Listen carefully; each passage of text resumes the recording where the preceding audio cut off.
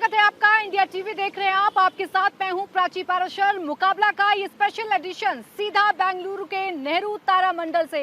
कल प्रधानमंत्री नरेंद्र मोदी बेंगलोर आ रहे हैं। प्रधानमंत्री नरेंद्र मोदी चंद्रयान 3 की सफलता पर वैज्ञानिकों के बीच में जाएंगे, इसरो जाएंगे, वैज्ञानिकों के साथ बातचीत करेंगे। वैज्ञानिकों को आगे क्या संदेश मिलता है, वैज्ञानिकों के साथ जब पीएम बातचीत करते हैं तो पीएम क्या कहते हैं, इस पर सभी की निगाहें बनी हुई है। लेकिन भारत ने जो इतिहास रचा है, भारत ने दुनिया भर में अपने नाम का जो डंका बजाया है, उसकी चर्चा हर तरफ हो रही है। भारत का चंद्रयान 3 सक्सेसफुल हो चुका है। लैंडर विक्रम चांद की सतह पर उतर चुका है। प्रज्ञान रोवर लैंडर विक्रम से निकलकर चांद की सतह पर अब रेंगना शुरू कर चुका है, काम करना शुरू कर चुका है। साउथ पोल पर, चांद के साउथ पोल पर क्या छिपा है, ये प्रज्ञान रोवर की तरफ से पूरी दुनिया के सामने आएगा। भारत पूरी दुनिया को तस्वीर दिखाएगा चांद के साउथ पोल की और बताएगा कि चांद के साउथ पोल पर क्या छिपा हुआ है। ये कामयाबी कितनी बड़ी है, इस बात का अंदाजा आप लगा सकते हैं। प्रधानमंत्री नरेंद्र मोदी ब्रिक्स सम्मेलन में गए हुए थे। चंद्रयान 3 की लैंडिंग के दौरान प्रधानमंत्री नरेंद्र मोदी इसरो के साथ वीडियो कॉन्फ्रेंसिंग के साथ जुड़े। जैसे ही सॉफ्ट लैंडिंग हुई, जैसे ही सफल लैंडिंग हुई, प्रधानमंत्री नरेंद्र मोदी ने वैज्ञानिकों की पीठ थपथपाई और बताया कि कितना गर्व महसूस होता है उस पल को देखना जो अपने आप में इतिहास में दर्ज होता है। प्रधानमंत्री नरेंद्र मोदी इसरो चीफ एस सोमनाथ से फोन पर बातचीत करते हुए भी नजर आए। प्रधानमंत्री नरेंद्र मोदी ने इसरो चीफ से क्या कहा, क्या संदेश प्रधानमंत्री ने दिया और जो वादा प्रधानमंत्री ने किया था वो वादा कल पीएम निभाने जा रहे हैं। तो बात करेंगे प्रधानमंत्री नरेंद्र मोदी के इस दौरे पर, आने वाले मिशन को लेकर चर्चा करेंगे। उससे पहले आपको सुनवाते हैं चंद्रयान 3 की सफल लैंडिंग के बाद प्रधानमंत्री नरेंद्र मोदी ने कैसे बातचीत की थी इसरो चीफ के साथ। बहुत बहुत बधाई और सबको मेरी तरफ से अभिनंदन कह दीजिए और हो सके उतना जल्दी मैं आप सबको रूबरू में भी बधाई दूंगा।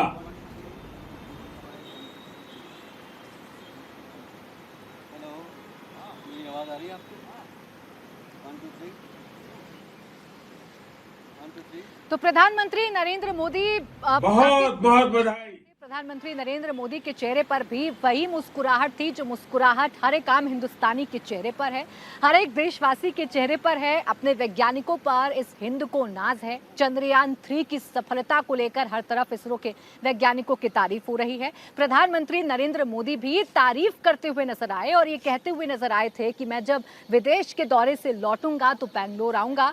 और प्रधानमंत्री अब सीधे 2 देशों की यात्रा के बाद बेंगलोर आने जा रहे हैं। कल सुबह उनका कार्यक्रम बेंगलोर में है। कार्यकर्ता, बीजेपी के कार्यकर्ता उनका स्वागत करेंगे। तो पीएम इसरो जाएंगे और वैज्ञानिकों के बीच में जाकर उनसे बातचीत करेंगे। पीएम क्या बातचीत करेंगे, किस तरीके से आगे भारत के मिशन रहने वाले हैं, ये सफलता कितनी बड़ी है, इस पर चर्चा करूं उससे पहले आपको बता देती हूं चंद्रयान 3 की कोर टीम के वो नाम जिनकी चर्चा पूरे दुनिया भर में हो रही है। एम श्रीकांत मिशन डायरेक्टर, वीरा मुत्तुवेलु प्रोजेक्ट डायरेक्टर, कल्पना कालहस्ती एसोसिएट प्रोजेक्ट डायरेक्टर, ये वो 3 नाम हैं जिनकी चर्चा दुनिया भर के साइंटिस्ट कर रहे हैं, जिनकी चर्चा दुनिया भर के लोग कर रहे हैं। हिंदुस्तान में जिनके काम को लेकर हर एक हिंदुस्तानी सर गर्व से ऊंचा कर रहा है और ये बता रहा है कि भारत ने वो करके दिखाया जो दुनिया का बड़ा से बड़ा देश, जो दुनिया का ताकतवर से ताकतवर देश नहीं कर पाया। भारत ने बजट में रहकर कम पैसा खर्च करके भी चंद्रयान 3 को चांद की उस सतह पर उतार दिया जहां दुनिया का एक भी देश अभी तक पहुंच नहीं पाया था। आइए इसी पर करेंगे चर्चा। मेरे साथ खास मेहमान इस वक्त जुड़ गए हैं। प्रोफेसर आरसी कपूर साइंटिस्ट हैं मेरे साथ और इसके साथ ही साथ मेरे सहयोगी टी राघवन भी हमारे साथ हैं। सर, आपका बहुत बहुत स्वागत है। भारत का ये कदम, चंद्रयान 3 की सफलता, चांद के उस जगह पर पहुंचना जहां कोई नहीं पहुंच पाया, ये कितना बड़ा कदम है। और जब पीएम कहते हैं कि अभी तो बहुत सारे आयाम हमें छूने हैं, क्या भारत आगे देख रहा है? सफलता के बाद कितना कॉन्फिडेंस हमारा बढ़ा है और हम क्या कुछ कर सकते हैं यहाँ से? जो कुछ आपने कहा वो सब सही है, जो माननीय प्रधानमंत्री जी ने कहा वो भी सही है।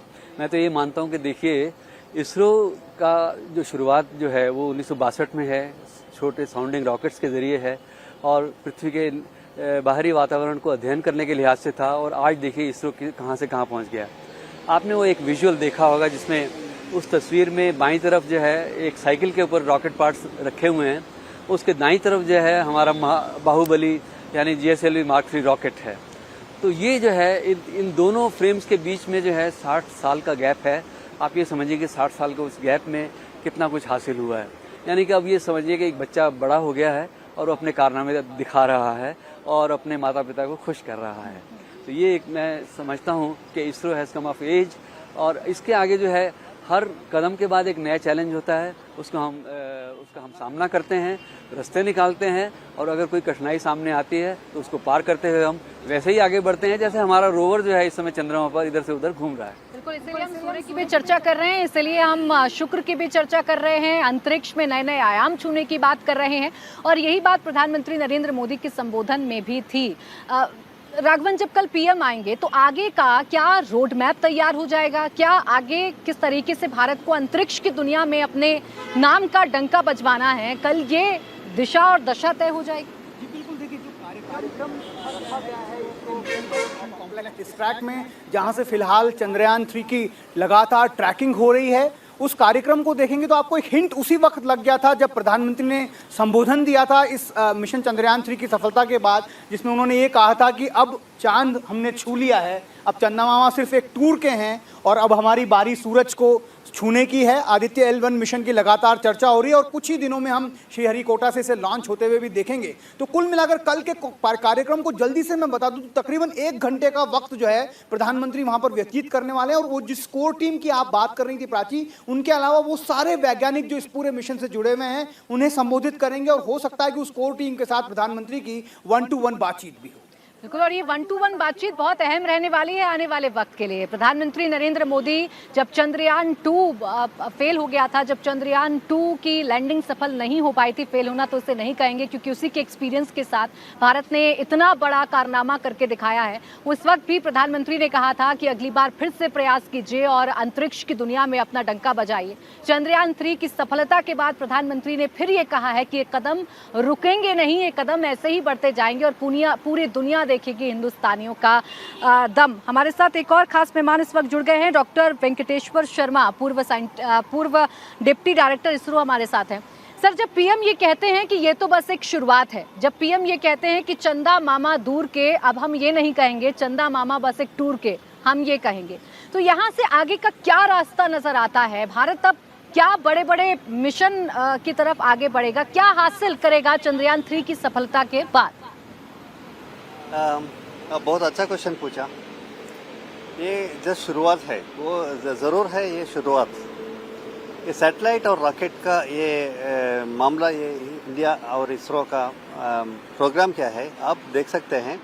इसमें रॉकेट में ASLV, PSLV, GSLV Mark 2, GSLV Mark 3 और हेवी लिफ्ट व्हीकल और recoverable vehicle and automatic landing vehicles, all those activities are in progress. Satellite में भी बहुत सारा प्रोग्राम्स है। एक है scientific mission such as Chandrayaan, Mangalyaan and several astrosats, such type of missions are there. और आगे बढ़ के हम मंगलयान करके मंगल में लैंडिंग करने का एक प्रोग्राम है। और उसके बाद आदित्य का प्रोग्राम इमीडिएट है, सितंबर फर्स्ट वीक में इसरो ने अनाउंस किया है। वो आदित्य सन का वो अध्ययन है, उसका प्रोग्राम चलेगा। सितंबर फर्स्ट वीक में ये लॉन्च होगा और it will take 6 months for the satellite to reach the Lagrangian point of the Aditya, from where the satellite will make studies of the sun. And after that, जैसा prime minister ने बताया, ये Venus का programme है और repeat of Chandrayaan में भी man to moon का प्रोग्राम भी होने का ज़रूर उसके बारे में बात होगा। और इसके बीच में ही इमीडिएट प्रोग्राम गगनयान है, वहाँ से 2-3 लोगों के लिए वो स्पेस में लेके जाएगा और वहाँ से we will get them back to the land. These are all the programs which are scheduled for scientific mission. And beyond this, there is conventional geosynchronous mission where communication satellites are being made, and we have made 4-ton class communication satellites, 6-ton class some communication satellite का वो programme है, वो चलता ही रहेगा. और heavy vehicle से हम कम्युनिकेशन का satellite very high resolution and very high throughput satellites are also being thought about, and that programme will go on. And आने वाले वक्त में क्या मिशन है? There is earth observation satellites and also the IRNSS type of satellites, navigational satellites are also in progress, and they are all going to be the next generation satellites which are going to come out from ISRO. तो देखिए आने वाले वक्त में क्या mission होने वाले हैं, इन मिशन की चर्चा अभी से क्यों हो रही है? प्रधानमंत्री नरेंद्र मोदी ने भी इसका जिक्र किया था. इस पर तो मैं बात करूंगी, लेकिन वेंकटेश्वर जी, जो अभी तस्वीरें हम देख रहे हैं जो इसरो लगातार जारी कर रहा है, जिसमें हम देख रहे हैं लैंडर विक्रम से प्रज्ञान रोवर निकलता हुआ, और अब प्रज्ञान रोवर वो करेगा जो दुनिया का कोई देश नहीं कर पाया. ये तस्वीरें एक हिंदुस्तानी तो ऐसे देख रहा है कि देखिए हमारा नाम अब चंद्रमा पर है, भारत अब चंद्रमा पर पहुंच गया है. लेकिन इसे साइंस की भाषा में अगर समझें तो ये तस्वीरें क्या बता रही हैं? अब हम क्या कर रहे हैं चांद की उस सतह पर जहां कोई नहीं पहुंच पाया? वहाँ जाके लैंड होके वहाँ रोवर बाहर निकलना ही एक बहुत बढ़िया साइंस है. उसमें रोविंग करना सेकंड बिगेस्ट साइंस. और इसके अलावा उसमें 2 पेलोड भी है. रोवर में 2 पेलोड है, alpha particle X-ray spectrometer and laser induced breakdown spectroscopy. So ये दोनों बहुत इम्पॉर्टेंट साइंटिफिक पेलोड है. वहाँ से वो साइंस का स्टडी होगा, क्या पानी है, मेटल है, मटेरियल है, कैसा मटेरियल है, वो कैसा यूज़ कर सकते हैं, इसका पूरा अध्ययन होगा. इसके अलावा लैंडर में भी 3 पेलोड्स है. Rambha measured surface plasma measurement के लिए रंबा पेलोड है, और ChaSTE payload with thermo physical experiment. You can see the thermal and mechanical expansion on the moon and study of the thermal profile of the moon, and instrument for lunar seismic activity, जैसा वो भूमि में करते हैं seismic activity, to know the disaster related aspects. ये चंद्रमा में lander का वो पेलोड ये काम करेगा. ये बहुत साइंस का बहुत यूजफुल डाटा होगा. चंद्रयान 3 तो सक्सेसफुल हो गया. 14 दिन तक प्रज्ञान रोवर वहां काम भी करेगा और ये बताएगा कि साउथ पोल पर क्या क्या मिल रहा है. जिस बात की उम्मीद लगाई जा रही थी वो उम्मीदें पूरी हो रही हैं कि नहीं हो रही हैं. लेकिन चंद्रयान 3 के साथ ही प्रधानमंत्री नरेंद्र मोदी की स्पीच के साथ ही हमारे वैज्ञानिकों की बातचीत के साथ ही चर्चा शुरू हो गई गगनयान की, चर्चा शुरू हो गई आदित्य L1 की. तो ये जो मिशन है, ये मिशन क्या है? इन मिशन के जरिए भारत क्या हासिल करेगा? सबसे पहले बात चलिए हम आदित्य L1 की ही कर लेते हैं. ये मिशन क्या है? चांद पर तो हम पहुंच गए, अब हम और कहाँ पहुंचने जा रहे हैं? आदित्य, जैसा कि आप नाम जानते हैं, आदित्य का अर्थ है सूर्य से संबंध है. तो ये सूर्य के अध्ययन के लिए है. सूर्य का अध्ययन जो प्रमुख रूप से जो है इसमें सोलर कोरोना का अध्ययन है, क्योंकि इसमें एक विजिबल एमिशन लाइन कोरोनाग्राफ है जो कि मेरे अपने संस्थान ने बनाया है, और ये बहुत समय से इसका ये बनाया जा रहा था और सब तरह के टेस्ट किए गए. आपको शायद आप सबको मैं ये बताना चाहता हूँ कि सूर्य के अध्ययन में एक विशेष क्षण का हर वैज्ञानिक इंतजार करता है. वो पूर्ण सूर्य ग्रहण का है. पूर्ण सूर्य ग्रहण के जहाँ पर भी लगता है वहाँ चंद्रमा पूरी तरह से सूर्य को ढक लेता है. तो उस समय जो है पूरी तरह से अंधेरा नहीं होता है कि सूर्य के चारों तरफ एक जैसे हल्का सा बादल नुमा सा एक अपीयरेंस दिखती है. वो बहुत हॉट, बहुत ही गर्म किस्म का गैसेस हैं, उसको सोलर कोरोना नाम दिया गया है. तो पूर्ण सूर्य ग्रहण के जो हमको क्षण मिलते हैं वो कुछ सेकंड से लेकर जो है करीब 7.5 मिनट तक ज़्यादा से ज़्यादा मिल सकता है. तो उस थोड़े से समय के लिए सैकड़ों वैज्ञानिक, हज़ारों वैज्ञानिक और शौकिया लोग हज़ारों किलोमीटर दूर की यात्रा करते हैं. तो लेकिन कोरोनाग्राफ जो है वो ये काम जो है आपको आपकी लेबोरेटरी में ये करके देगा कि इसमें एक ऑकल्टर है और वो सूर्य की जो डिस्क है उसको ढक लेगा, और सूर्य के चारों तरफ का जो ये तप्त वातावरण है वो हमारे सामने हाजिर हो जाएगा. तो ये कोरोना ग्राफ जो है काफ़ी पेचीदा इंस्ट्रूमेंट है, इसकी ऑप्टिक्स जो है वो भी बड़ी पेचीदा है और इसको यद्यपि कई ऐसी लेबोरेटरीज़ हैं जहाँ वो ज़मीन पर इस समय मतलब ग्राउंड बेस्ड लेबोरेटरीज़ में है, लेकिन अंतरिक्ष में भेजा जाने वाला ये एक अनूठा इक्विपमेंट होगा। ऐसा एक इक्विपमेंट जब हम सोहो सूर्य में की है। बात कर रहे हैं, हम जब चांद की बात कर रहे हैं तो चांद पर हम चले गए, वहाँ पर जो चुनौतियाँ थी हमने पूरी कर ली, लेकिन चांद को लेकर कभी भी आम जो कॉमन मैन है, जो ले मैन है, वो ये नहीं सोचेगा कि वहाँ जाएंगे तो ऐसा ना हो हम जल जाएं। सूर्य को लेकर तो ले मैन यही सोचेगा कि इतनी दूर जाएंगे, सूर्य की किरणें ऐसा तो नहीं हमें जला देंगी। तो ये पॉसिबल कैसे हो पाएगा? देखिए वो जो है सूर्य की जो गर्मी है वो तो मतलब आप ये देखिए कि डिपेंड करता है ना कि कैसे आप माहौल में हैं तो आप उसकी गर्मी को महसूस करते हैं। यहाँ पे इंस्ट्रूमेंट हर समय उसको फेस कर रहा है, तो उस हिसाब से जो भी उसका जो इंसुलेशन है वो उसके इक्विपमेंट पे मौजूद है। साथ में इसके जो है सोलर पैनल्स हैं जो कि जो पावर जनरेट करेंगी। दूसरा ये जो बिंदु है L1 का मतलब ये है कि पृथ्वी और सूर्य के बीच में एक ऐसी दूरी पर एक जगह है, ये जगह जहाँ दोनों का गुरुत्वाकर्षण बराबर हो जाता है। तो वो एक गणित की भाषा में उसको L1 कहते हैं, जो कि गणितज्ञ लाग्रांज के नाम पर है L1, और ये पृथ्वी से सूर्य की दिशा में करीब 15 लाख किलोमीटर पर है।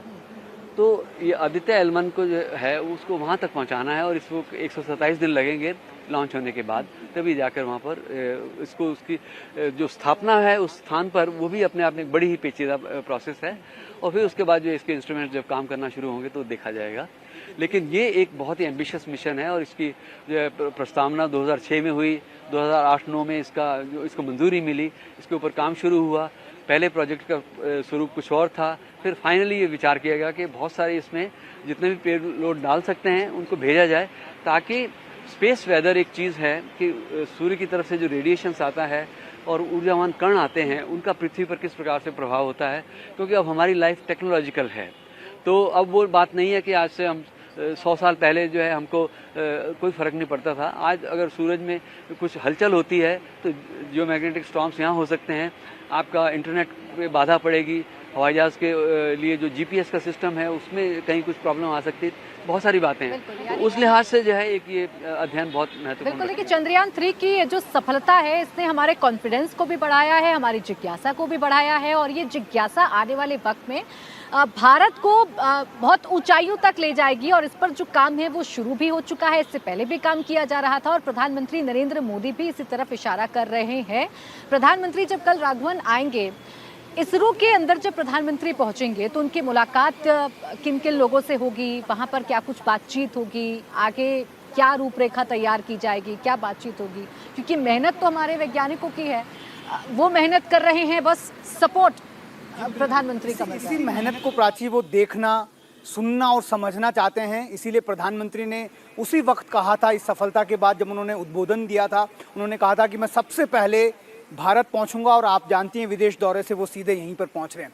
मेहनत, कैसी मेहनत! आप चंद्रयान 2 का वो सीन याद कीजिए जब हम सफलता से कुछ मिनट दूर जो हैं वो चूक गए थे, और वो जो मोमेंट था जब हमने इसरो उस वक्त के इसरो चेयरमैन सिवन की आंखों में आंसू देखे थे। कल वहां पर इसरो के पूर्व चेयरमैन जो सिवन है वो भी वहां पर होंगे, वो प्रधानमंत्री से मिलेंगे। आप सोचिए वो मुलाकात कैसी होगी। उसके अलावा जो वीर मुत्तुवेल, जिसका नाम आपने जिक्र किया, उनकी बहन की 20 तारीख को शादी थी। वो तमिलनाडु के विழுपुरम जिले के रहने वाले हैं। चूंकि वो इस प्रोग्राम में थे, क्योंकि इस प्रोग्राम के मिशन डायरेक्टर हैं, इसलिए वो वहां पर जा नहीं पाए। आप सोचिए किस तरह की मेहनत, किस तरह की लगन से ये वैज्ञानिक हमारे जो हैं इस मिशन को कामयाब बनाने में लगे हुए थे। जरूर ये बात, इस बात की भी चर्चा खुद प्रधानमंत्री करें कि किस तरह से वैज्ञानिक जो हैं अपनी पूरी जीवन की जो पर्सनल लाइफ है उसको सेक्रीफाइस कर रहे हैं, ताकि भारत का जो झंडा है वो चांद की सतह पर बुलंद हो। ये तमाम चीज़ें, ये तमाम इमोशंस जो हैं हमें वहाँ पर जाहिर तौर पर देखने को मिल सकते हैं। बिल्कुल, और ये इमोशंस कल प्रधानमंत्री नरेंद्र मोदी अपने शब्दों में भी बयां करेंगे। प्रधानमंत्री नरेंद्र मोदी सम्मान करेंगे, सल्यूट करेंगे हमारे वैज्ञानिकों के उस डेडिकेशन को, उस मेहनत को, जिसके जरिए भारत ने वो कर दिखाया जो कोई देश नहीं कर पाया। इसी पर लगातार चर्चा जारी है। सीधे बैंगलोर से आप देख रहे हैं मुकाबला नेहरू तारामंडल से। कल प्रधानमंत्री आ रहे हैं, क्या संदेश जाएगा? कल प्रधानमंत्री वैज्ञानिकों से क्या बातचीत करेंगे? आने वाले क्या नए मिशन हैं? इसी पर लगातार चर्चा जारी है। एक छोटा सा ब्रेक, फौरन लौटेंगे। देखते रहिए इंडिया टीवी।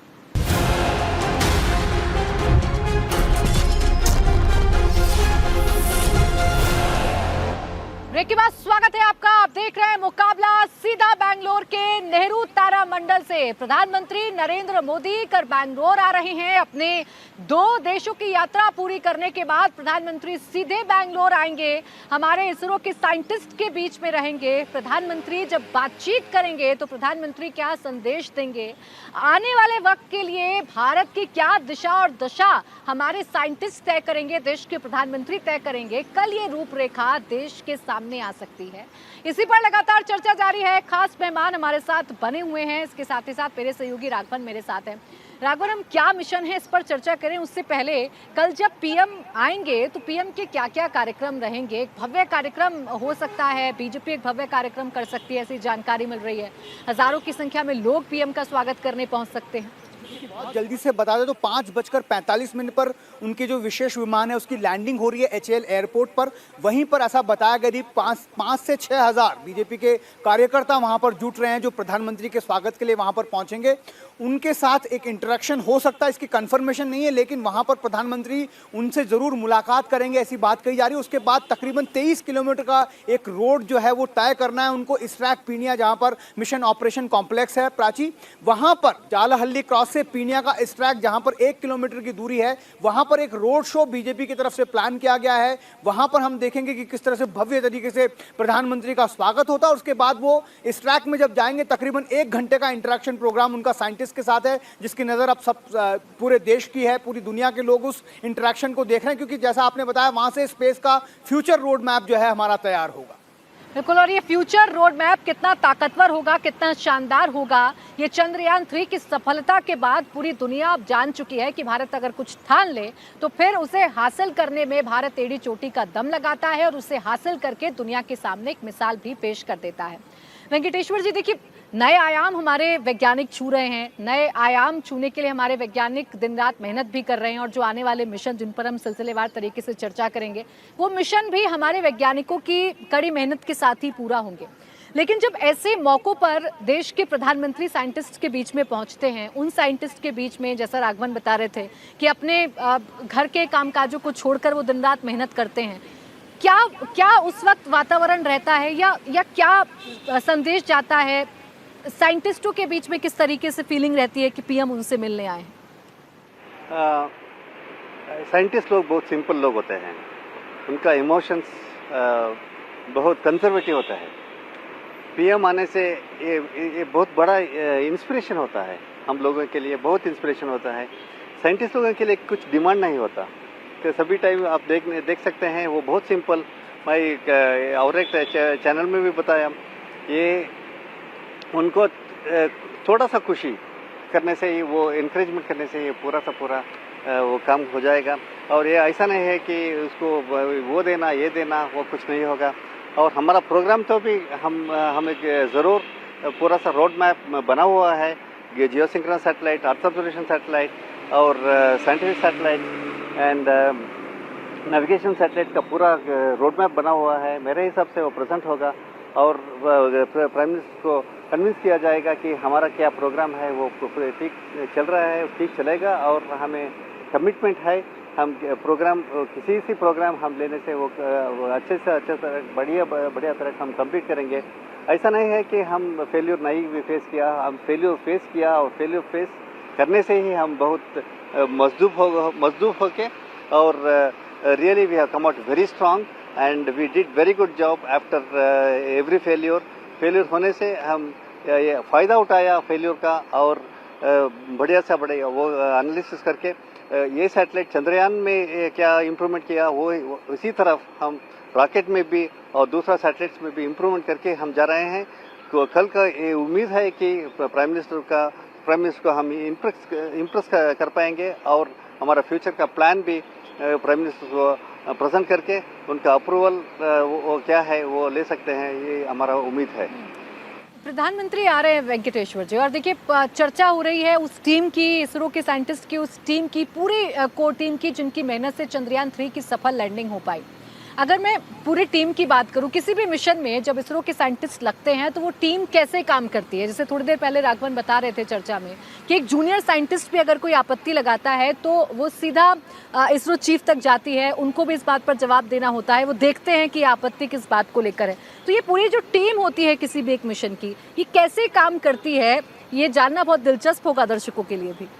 ये आपको मालूम ही है, हमारा इसरो का हिस्ट्री 70 इयर्स का हिस्ट्री है। 1962 में इसरो का प्रारंभ हुआ था, परंतु 72 में स्पेस कमीशन बना, बट 60 to 70 इयर्स का हिस्ट्री हमारा है। और there is what is called as culture of ISRO. ISRO में एक कल्चर है। यहाँ आप देख सकते हैं 3-4 generations of people are working. You can see Radhakrishnan sir is working, and you can see Shivan sir is working. You can see the younger generation is working. You can see I am working. So and we are all working hand in hand. You can also see young generation very easily mixed with all the people, and there is no bossism. There is no bossism, and anybody can raise a question at any time. If it is really of a concern, it will be definitely addressed. ये every satellite में एक हमारा program होता है, clearance of the satellite for flight. वो clearance of satellite for flight में वो एक ऑडिटोरियम में होता है। वहाँ 1000 साइंटिस्ट इंजीनियर्स बैठते हैं। वहाँ 3-4 जनरेशन्स का वो हमारा साइंटिस्ट है, वो भी वहाँ बैठते हैं। वहाँ किसी भी व्यक्ति एक क्वेश्चन पूछ सकते हैं ये कैसा है, क्या है, और होता है नहीं होता, इतना फ्रीडम है। ये कल्चर इसरो का है कि पूरा सपोर्ट देते हैं, फ्रीडम देते हैं। और it is not that we are not conservative. हम कंजर्वेटिव भी है, हम कंसर्न भी है। ये 140 crore people have kept confidence in us. We know that we are only 80,000 people in ISRO, and we are answerable to 140 crore Indians who have kept confidence in us. We are using the taxpayers' money.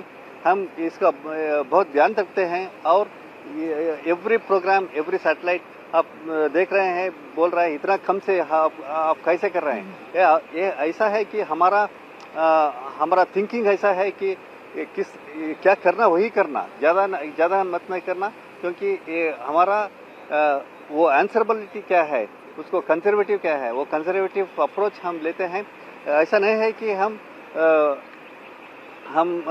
बढ़िया से बढ़िया काम नहीं करेंगे, परंतु वो क्या करेंगे, वो ऑप्टिमम, वो क्या बोलते हैं, ऑप्टिमम ही करते हैं। एक काम कर सकते हैं 10 रुपये में, एक काम कर सकते हैं 100 रुपीज़ में, but we always look for the best and we choose the best and we always deliver the best. ये जो सोच है आरसी कपूर जी, ये सोच आने वाले मिशन में इसी तरीके से काम करेगी। हमने आदित्य L1 की चर्चा की, अब हम वीनस पर जाने की बात कर रहे हैं, हम शुक्रयान की बात कर रहे हैं, हम मंगलयान के अगले फेज़ की बात कर रहे हैं। तो ये जो सोच है, ये हर एक मिशन में ऐसे ही जारी रहती है कि हमें क्वालिटी काम भी करना है, हमें एक मिशन को सक्सेसफुल भी करना है, और अपने रिसोर्सेज में, अपने एक दायरे में या अपने एक बजटिंग में ये पूरा काम करना है। सही बात है। देखो, हिंदुस्तानी जो रहन सहन का जो तरीका है वो यही है कि थोड़े में गुजारा होता है। एक तो ये बात है, लेकिन मेन चीज़ है कि जो हम हासिल करना चाहते हैं, जितने भी हम प्रयास कर लें और कम से कम खर्च में, वो सब होता है। आप ये देखिए कि चंद्रयान 3 जो है, इसके साथ साथ जो है न सिर्फ इसरो की टीम्स ने काम किया, प्राइवेट सेक्टर से जो कुछ भी सोर्स कंपोनेंट्स आ सकते थे और जो कुछ भी लोकली जो सोर्स किया जा सकता था, उसके आधार पर ये सारा कुछ जो है ये हमारा चंद्रयान 3 का जो पूरा का पूरा जो मिशन है हुआ है, ये फुल्ली इंडिजिनस है, होम ग्रोन टैलेंट से है। आप समझ लीजिए कि ये पूरी तरह से विशुद्ध भारतीय जो है ये चीज़ है। ये एक बात है। आगे जो है मिशंस हैं, उसमें भी यही कमिटमेंट, यही डिवोशन रहेगा। और बात जो अभी तक डॉक्टर शर्मा ने जो अभी बताई है, जो इसरो की कल्चर है, वही लगभग हर भारतीय विज्ञान संस्थान की कल्चर है। वहाँ अगर आप कोई स्टूडेंट है, वो अपने डायरेक्टर के साथ भी सवाल कर सकता है, उस सवाल का जवाब देना होता है, क्योंकि विज्ञान में जो है वो नक्कार खाने में तूती की आवाज़ जो है उसको इग्नोर नहीं कर सकते हैं, क्योंकि वो उस आवाज़ में कितना महत्व है या उस प्रश्न में कितना महत्व है, वो उसको इग्नोर नहीं कर सकते हैं। तो साइंटिफिक इंस्टीट्यूशंस ऐसे ही चलते हैं। आप कभी कुछ समय गुजारिए किसी विज्ञान संस्थान में, आप वाकई में हैरान हो जाएंगे। जो कुछ अभी वेंकटेश्वर जी ने बताया है, बिल्कुल आपको वही वातावरण मिलेगा। किसी भी भारतीय विज्ञान संस्थान में चले जाइए। इसीलिए मैं प्रधानमंत्री के इस दौरे को लेकर मैंने वेंकटेश्वर जी से भी जाना है। यही बात मैं आपसे भी जानना चाह रही हूँ। जैसे आपने कहा कि किसी भी आप इंस्टीट्यूट में चले जाइए जो विज्ञान से जुड़ा हुआ है, वहाँ कैसे काम होता है उसे देखकर हर कोई हैरान रह जाता है। ऐसे में देश के प्रधानमंत्री का आना और आके वैज्ञानिकों का पीठ थपथपाना, इससे क्या बदलता है? क्योंकि वैज्ञानिक तो दिन रात मेहनत कर ही रहे हैं, वैज्ञानिक तो जो मिशन उन्होंने तय किए हैं उस पर वो लगातार काम कर ही रहे हैं। बदलता क्या है इससे? देखिए, एक बात है कि हम जो करते हैं, ये बात सही है कि एक वैज्ञानिक के रूप में मैं जो कुछ भी करता हूँ वो स्वांतः सुखाय है, मेरे दिल की अपनी खुशी के लिए मैं करता हूँ। ये एक बात है कि अगर मैं नौकरी में हूँ तो मुझे जवाब देना है, मुझे अपनी हर साल जो है ये बताना है कि मैंने क्या काम किया, लेकिन साथ में जो है उस मेरे काम का एवेल्यूशन भी होता है, उसके बाद में मुझे एप्रिसिएशन भी मिलता है। तो ये जो एप्रिसिएशन जो है, अगर हमारे जो सहयोगी हैं, पीयर्स का है, उनकी तरफ से एप्रिसिएशन मिलता है, वो बड़ा वैल्यूएबल है। लेकिन जब हमको एक एप्रिसिएशन मिलता है हाईएस्ट लेवल से, तो एक बहुत ही वो एनकरेजिंग बात होती है। तो मैं समझता हूँ कि ये जो इस तरह ये जो विज़िट है, ये एक किस्म से इलेक्ट्रीफाइंग रहेगी। और इसरो में तो ऑफ कोर्स इसका अपना एक प्रभाव रहेगा। और किसी भी संस्थान के लिए जो है वो एक बात है कि जब हमारे को एक रिकग्निशन मिलती है तो एक दिल को खुशी तो होती है। रायकुन, आपकी भी बातचीत हुई होगी इसरो के साइंटिस्ट के साथ, प्रधानमंत्री आ रहे हैं, ये जानकारी उन लोगों तक भी पहुंची होगी और जाहिर सी बात है इसरो में जाना है तो वहाँ पर तैयारी भी हो रही होंगी। वैज्ञानिकों का क्या कहना है, वो क्या सोच रहे हैं पीएम के इस विजिट को सुनकर? क्योंकि पीएम फ़ोन पर बात भी कर चुके हैं, चंद्रयान 3 के बाद उनका संबोधन भी पूरे देश ने सुना था। जो वादा इसरो चीफ एस सोमनाथ से उन्होंने किया था फ़ोन पर, वो वादा निभा रहे हैं। तो क्या चर्चा है वैज्ञानिकों के बीच में? चूंकि उस मंत्रालय के हेड भी हैं प्रधानमंत्री होने के साथ साथ नरेंद्र मोदी, तो ये वादा पहले इसरो चीफ ने किया था कि इस बार हम चंद्रमा की सतह पर चंद्रयान 3 मिशन को सफल कर दिखाएंगे। इसरो चीफ ने वो वादा पूरा किया, इसरो की टीम ने वो वादा पूरा किया, फिर एक वादा प्रधानमंत्री ने किया, वो वादा प्रधानमंत्री पूरा कर रहे हैं। अब मैं आपको मंगलयान का एक छोटा सा उदाहरण देता हूँ। जब मंगलयान मिशन कामयाब हुआ था तब प्रधानमंत्री यहाँ पर प्रधानमंत्री बनने के बाद कुछ ही महीनों में वो यहाँ पर आए थे, पहली बार जब उन्होंने देश के प्रधानमंत्री बने थे। और यहाँ पर आकर उसका उस जो मिशन का नाम था वो मार्स ऑर्बिटर मिशन यानी MOM था। जब पहला सेंटेंस प्रधानमंत्री का था, उन्होंने ये कहा कि आज मंगल को मॉम मिल गई।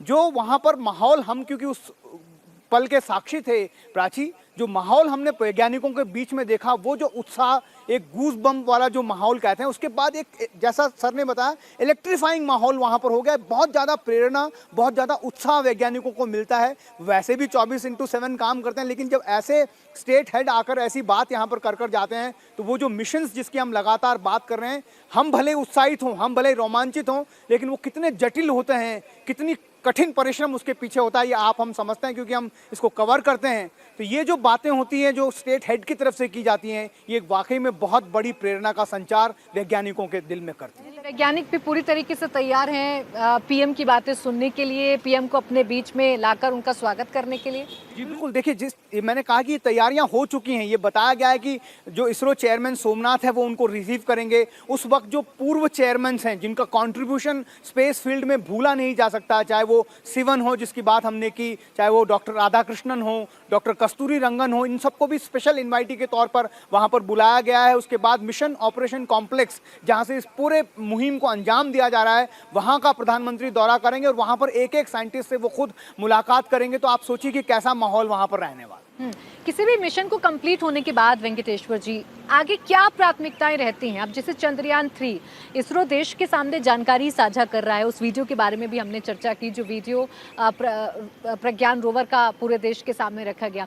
इसके बाद क्या प्राथमिकताएं होती हैं? कल जब पीएम आएंगे उन तमाम बातों पर भी जानकारी दी जाएगी। जाहिर सी बात है पीएम मुश्किलों के बारे में भी जानेंगे और आगे क्या स्टेटस है ये भी जानेंगे। आगे क्या चल रहा है इन दिनों में? ये 14 दिन क्या होगा? दिस 14 दिन चंद्रमा में ये रोवर और लैंडर का बहुत इम्पोर्टेंट होगा, क्योंकि हमें मालूम है कि 14.5 डेज डे होता है, 14.5 डेज नाइट होता है चंद्रमा में, और 14.5 डेज का हम पूरा सा पूरा फ़ायदा उठाना है।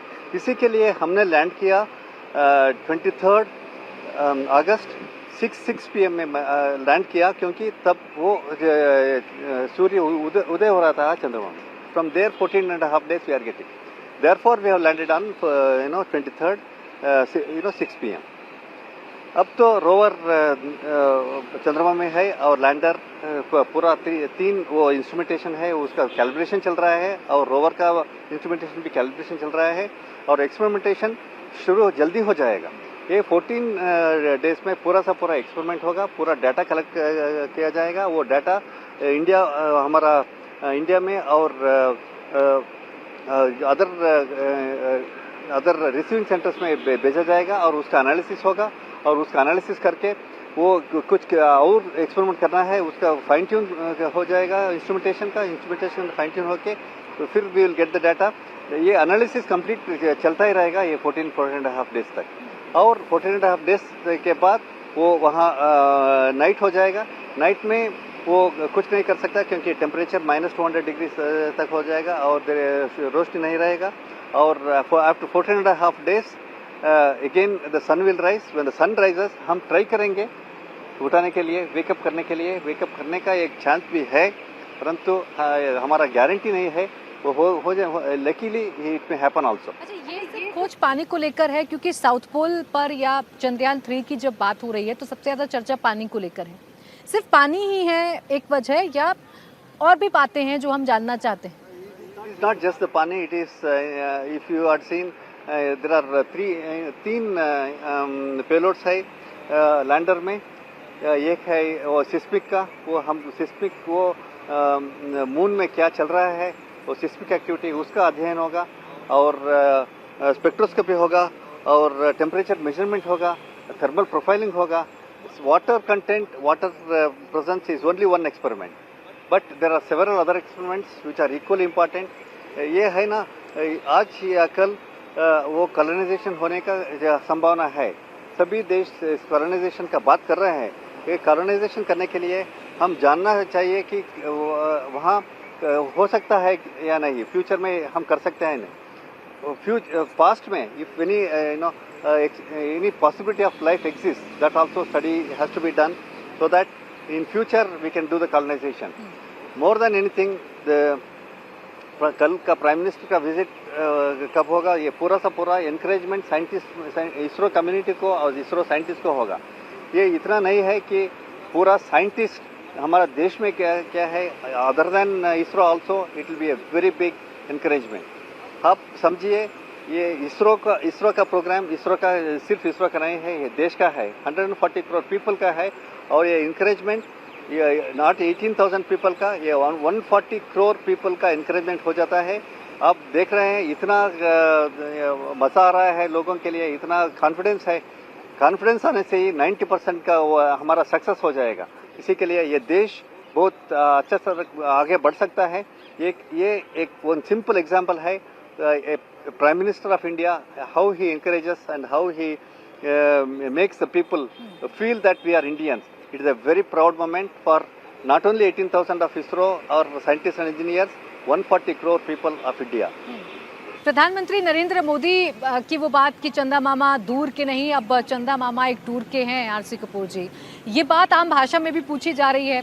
आम लोगों का सीधा ये कहना कि हम कब स्पेस पर जाएंगे, भारत कब स्पेस पर ह्यूमन भेजेगा, मानव भेजेगा. अभी जो आने वाले मिशन हैं, जो अभी कतार में हैं, जिनका जिक्र भी आप कर रहे थे, इनमें से कौन सा मिशन आपको लग रहा है जो सबसे महत्वपूर्ण होगा, और जो भारत की दिशा और दशा तय भी कर सकता है, बदल भी सकता है, या एक नया रूप दे सकता है ह्यूमन के बारे में अगर बात करें, मानव के बारे में? उसमें जो है मेरे ख्याल में सबसे ऊपर तो मैं गगनयान को रखूँगा, जिसमें कि भारतीय अंतरिक्ष यात्री पृथ्वी की परिक्रमा करेंगे अंतरिक्ष में जाके. और ये विचार ये है कि लो अर्थ ऑर्बिट यानी कि 400 किलोमीटर की ऊंचाई पर वो शायद जब चक्कर लगाएंगे, करीब एक हफ्ता 3 अंतरिक्ष यात्री या 2 अंतरिक्ष यात्री रह सकते हैं वहाँ. करीब एक फेरा जो आप समझिए कि पृथ्वी का वो 1.5 घंटे में लगा लेंगे, इतनी तेज़ी से. लेकिन अंतरिक्ष में जब वो जाएंगे, उनको सारा जो कुछ उनको नज़ारे नज़र आने वाले हैं वो हम हमारे साथ शेयर करेंगे. लेकिन इस सारी प्रोसेस के पीछे आप ये देखिए कि चाहे गगनयान है या चंद्रयान या मून मिशंस हैं, इसके आगे मार्स मिशंस हैं और सब इंटरप्लानिटरी मिशंस हैं। हर मिशन में जो एक किस्म से जो ये इसकी चर्चा उठती है, और ये बड़ी अच्छी बात है कि मीडिया भी इसको दुनिया अपने सारे देशवासियों तक पहुंचाता है, बाकी की दुनिया तक ये सारी खबरें पहुंचती हैं। एक इसका एक सबसे बड़ा जो फॉल आउट है वो है यंग जनरेशन का इंस्पिरेशन। आप ये समझिए, जिससे मुझसे पूछा गया था कि 615 करोड़ रुपए क्या वर्थ इट है। मैंने कहा जो 23 तारीख को लैंडिंग के बाद जो है हमने जो देश का एंथुसियाज्म देखा, उससे पहले का देखा, उससे पहले कि उन सबके जो है भक्ति भाव के साथ जो कुछ भी कर रहे थे वो सब देखा, और इसकी वजह से जो यंग जनरेशन इंस्पायर हुई है, 615 करोड़ रुपए तो उसमें वसूल हो गए। हमने एक किस्म से अपनी यंग जनरेशन पर वो पैसा वार दिया। अब जो कुछ भी लैंडर रोवर हमको देंगे वो तो वैज्ञानिकों का अपना एक बोनस है।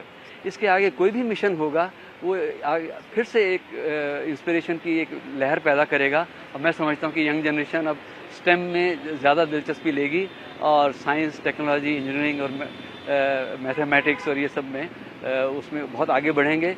लड़कियां हों या लड़के, सब दौड़ लगाते हैं, जो भी आगे आया उसकी वाह। अच्छा राघवन, ये जिक्र तो प्रधानमंत्री मोदी के बयानों में, प्रधानमंत्री नरेंद्र मोदी की जो स्पीचेस होती हैं उनमें हमेशा रहता है कि यूथ को भारत से कनेक्ट करना है।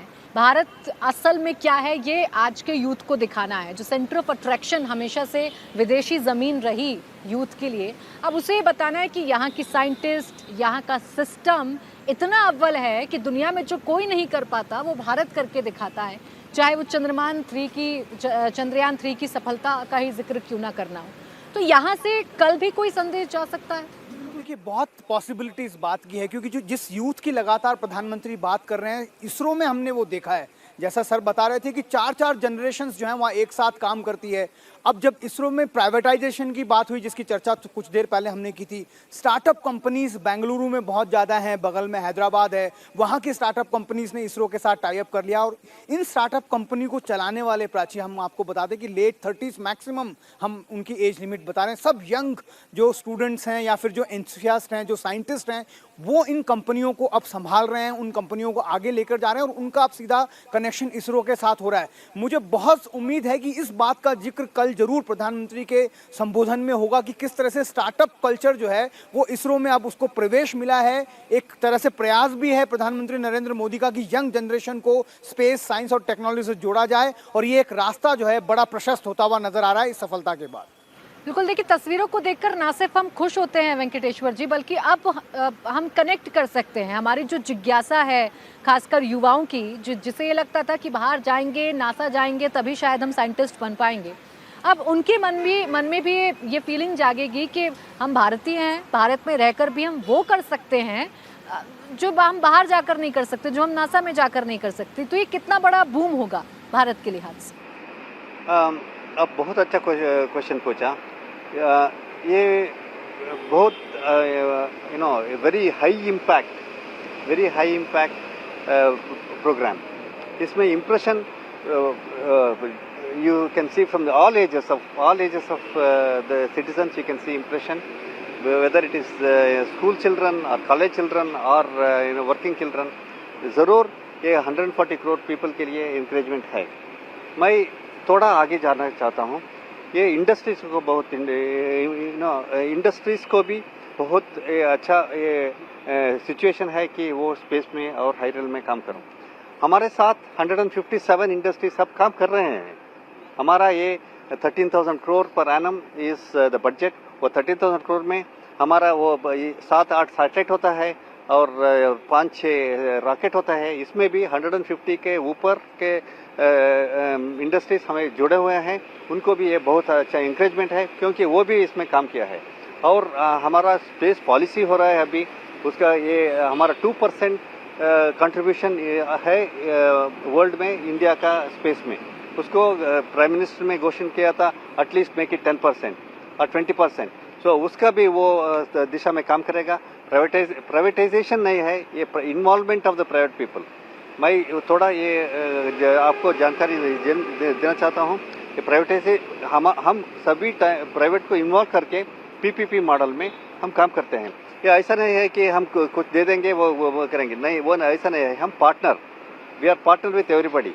इंडस्ट्रीज को हम पार्टनर बनते हैं, उनको कुछ प्रॉब्लम होता है हम सॉल्व करते हैं। ऐसा है कि ये विन विन सिचुएशन, हम कुछ देते हैं, वो देना है, उसको कोई प्रॉब्लम है हम सॉल्व करके आगे बढ़ाएंगे, तो इंडस्ट्रीज को ये बहुत बड़ा इंकरेजमेंट होगा। और आगे बढ़ के आप देख रहे हैं स्पेस पॉलिसी और liberalisation of the space is happening, and उसको भी ये बहुत स्टार्टअप और ये कॉलेजेस में, स्कूल्स में, इंडस्ट्रीज में बहुत स्टार्टअप्स हो रहा है, उसको भी ये बहुत इंकरेजमेंट होगा और उसको ये फील्ड में काम करने के लिए कॉन्फिडेंस मिलेगा। कॉन्फिडेंस 18,000 पीपल के नहीं है, ये मैं बार बार बोल रहा हूँ, ये कॉन्फिडेंस ये 140 करोड़ पीपल के है। और एक बात है, ये प्रोजेक्ट, ये चंद्रयान, मंगलयान, ये साइंस प्रोजेक्ट, ये आउटरीच प्रोजेक्ट्स है, परंतु इसके अलावा बहुत और दूसरा प्रोजेक्ट चल रहा है वो are equally important, being communication satellite, earth observation satellite, और एक है स्ट्रेटेजिक सैटेलाइट्स। वो स्ट्रेटेजिक सैटेलाइट्स भी इतना इम्पॉर्टेंट होगा देश के लिए। हम 140 करोड़ पीपल सेफ है क्योंकि हमारा बॉर्डर सेफ है और हमारा मॉनिटरिंग ठीक हो रहा है, हमारा आर्मी, नेवी, एयरफोर्स काम कर रहा है ठीक से। उसका all that activity need space related support और space assets, what we call space asset, वो भी एनकरेजमेंट मिल जाएगा। और कुछ ऐसा है कि ये प्रोग्राम इम्पोर्टेंट, वो प्रोग्राम इम्पोर्टेंट नहीं है। Every programme in ISRO is important and equally important. Certain programmes get highlight, get outreach only because that we want to impress upon 140 crore people. Other than that, there is a task cut out in the organization to help this country and to take the country forward. बिल्कुल, देखिए ये कितना ज़रूरी है आने वाले वक्त के लिए, और युवाओं को जोड़ना कितना ज़रूरी है और कितना ज़रूरी अब हो गया है। युवा जुड़ भी रहे हैं चंद्रयान 3 की सफलता के बाद। ये देश के लिहाज से, किसी भी देश के लिहाज से काफ़ी अहम है। आरसी कपूर जी, जब स्टार्टअप्स का जिक्र होता है तो इसे इस तरीके से देखा जाता है कि प्राइवेटाइजेशन से कभी जोड़ दिया जाता है। प्रधानमंत्री हमेशा अपने स्पीचेस में स्टार्टअप्स का जिक्र करते हैं, युवाओं को प्रेरित करते हैं। ऐसे में विज्ञान के क्षेत्र में ये जो स्टार्टअप्स हैं या प्रधानमंत्री का जो संदेश है स्टार्टअप्स को लेकर, ये कितना कामगार साबित हो सकता है? देखिए, ये जैसे एक्टिविटी इसरो की है, तो इसरो सब चीज़ें खुद तो नहीं बनाता, तो वो कंपोनेंट सोर्स करने पड़ते हैं। काफ़ी कुछ जो है इंडस्ट्री से, बाहर की इंडस्ट्री से लेना पड़ता है। तो ये तो मेरे को करीब 40 साल पहले मैं एक छोटी सी इंडस्ट्री में गया था, पीनिया में।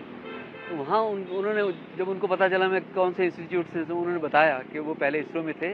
अब वो इसरो के लिए उन्होंने ये छोटी सी इंडस्ट्री स्थापित की और उसको कंपोनेंट सप्लाई करते हैं। और पीनिया में बहुत सारी इंडस्ट्रीज ऐसी हैं जो उनको कंपोनेंट सप्लाई करते हैं। तो ये जो लोकल सोर्सिंग थी, ये तो बहुत समय से चल रही है। और अभी जैसे समझिए कि ये इन स्पेस का फॉर्मेशन हुआ, NSAL का फॉर्मेशन हुआ, उससे पहले तक भी जो है इसरो का काम 80% से ज़्यादा जो है वो हमारी इंडिया की इंडस्ट्री से ही चल रहा था। और बड़ी बड़ी इंडस्ट्री इसरो के साथ जो है वो काम कर रहे हैं, तो उनके ऊपर इसरो को भी काफ़ी हद तक निर्भर होना पड़ता है ताकि वो अपने मिशंस को कंप्लीट कर सकें। इसरो का देखिए, ब्रॉडली स्पीकिंग जो इसरो के 3 मेजर जो हैं वो आप समझिए कि वो चीज़ें हैं। एक तो है इंफ्रास्ट्रक्चर भारतवर्ष के लिए, और स्ट्रेटेजिक लिहाज से हमारी सेनाओं को और हमारे डिफेंस सिस्टम को मजबूत करने के लिए, और फिर साइंस मिशन। ये सब चीज़ें आपस में गुथी हुई हैं। साइंस टेक्नोलॉजी का डेवलपमेंट साथ साथ होता है, और इसके अलावा जो है हम बहुत कुछ सीखते हैं। और मैं इसलिए खुश हूँ कि हमारे साइंस मिशंस भी इसके साथ साथ चलते हैं। तो सबसे ज़्यादा ज़रूरी तो देखिए इंफ्रास्ट्रक्चर है, हमारा अपना GPS है और हमारा अपने जो डिफेंस के लिए जो है सैटेलाइट काम कर रहे हैं। चंद्रयान 3 की सफलता कितने दरवाजे खोल रही है, ये सफलता कितने संदेश दे रही है, ये सफलता दुनिया में कैसे भारत के नाम को बुलंद कर रही है, ये लगातार आ रही तस्वीरें बता रही हैं। प्रधानमंत्री नरेंद्र मोदी का जोश बता रहा है। और प्रधानमंत्री नरेंद्र मोदी कल इसी बैंगलोर में रहेंगे और बैंगलोर में आके वो वैज्ञानिकों के बीच में जाकर उनसे बातचीत करेंगे। और इसी को समझा जा रहा है कि एक नई दिशा और दशा, एक नई रूपरेखा विज्ञान के क्षेत्र में कल खींची जा सकती है। बहुत बहुत शुक्रिया आप दोनों का हमारे साथ जुड़ने के लिए, हमसे चर्चा करने के लिए।